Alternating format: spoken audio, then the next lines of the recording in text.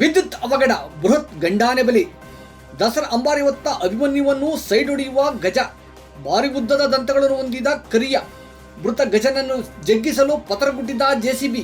ಮರಣೋತ್ತರ ಪರೀಕ್ಷೆ ನಡೆಸಿದ 2 ವೈದ್ಯರು, 2 ಜಿಲ್ಲಾ ಅರಣ್ಯ ಸಂರಕ್ಷಣಾಧಿಕಾರಿಗಳು, 2 ಸಹಾಯಕ ಜಿಲ್ಲಾ ಅರಣ್ಯ ಸಂರಕ್ಷಣಾಧಿಕಾರಿಗಳು, 3 ಮಂದಿ ವಲಯ ಅರಣ್ಯಾಧಿಕಾರಿಗಳು, 50ಕ್ಕೂ ಹೆಚ್ಚು ಮಂದಿ ಅರಣ್ಯ ಸೇನಾನಿಗಳು. ಮುಂಜಾನೆ 10ರಿಂದ ಪ್ರಾರಂಭವಾದ ಮೃತ ಆನೆಯ ಮರಣೋತ್ತರ ಪರೀಕ್ಷೆ ಹಾಗೂ ಸಂಸ್ಕಾರ ಸಂಜೆ 6ರವರೆಗೆ ನಡೆಯಿತು. ನಮಸ್ಕಾರ ಪ್ರಿಯ ವೀಕ್ಷಕರೇ, ಜಿಲ್ಲೆಯ ಜನರ ನಾಡಿ ಮಿಡಿತ ಸಂಗ್ರಾಮ ಟಿವಿಗೆ ಸ್ವಾಗತ. ನಾನು ನಿಮ್ಮ ಹಸಿರ.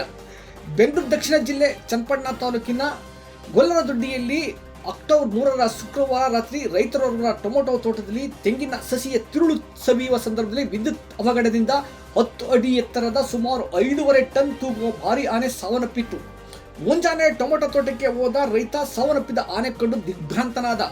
ಸುದ್ದಿ ತಿಳಿಯುತ್ತಿದ್ದಂತೆ ಘಟನಾ ಸ್ಥಳಕ್ಕೆ ಬಂದ ಬೆಂಗಳೂರು ಬನ್ನೇರುಘಟ್ಟದ ಅರಣ್ಯ ಸಂರಕ್ಷಣಾಧಿಕಾರಿ ಶಿವಶಂಕರ್, ಬೆಂಗಳೂರು ದಕ್ಷಿಣ ಜಿಲ್ಲೆಯ ಜಿಲ್ಲಾ ಅರಣ್ಯ ಸಂರಕ್ಷಣಾಧಿಕಾರಿ ರಾಮಕೃಷ್ಣಪ್ಪ ಮಾರ್ಗದರ್ಶನದಲ್ಲಿ ಬೃಹತ್ ಆನೆಯ ಮರಣೋತ್ತರ ಪರೀಕ್ಷೆಗೆ ಮುಂದಾದರು.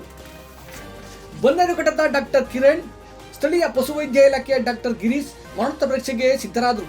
ಸಹಾಯಕ ಜಿಲ್ಲಾ ಅರಣ್ಯ ಸಂರಕ್ಷಣಾಧಿಕಾರಿಗಳಾದ ಪುಟ್ಟಮ್ಮ, ಚೈತ್ರ ಹಾಗೂ ವಲಯ ಅರಣ್ಯಾಧಿಕಾರಿಗಳಾದ ಮನ್ಸೂರ್ ಅಹಮದ್, ಮಲ್ಲೇಶ್ ಮಾರ್ಗದರ್ಶನದಲ್ಲಿ ಜಿಲ್ಲಾ ಅರಣ್ಯ ಸೇನಾನಿಗಳಾದ ಅಶೋಕ್, ವೆಂಕಟೇಶ್, ಮಿಥುನ್, ಪುಟ್ಟಸ್ವಾಮಿ, ನಾಯಕ್, ರವಿ ಹಾಗೂ ಸುಮಾರು 50 ಮಂದಿ ಸಿಬ್ಬಂದಿ ಪಾಲ್ಗೊಂಡಿದ್ದರು.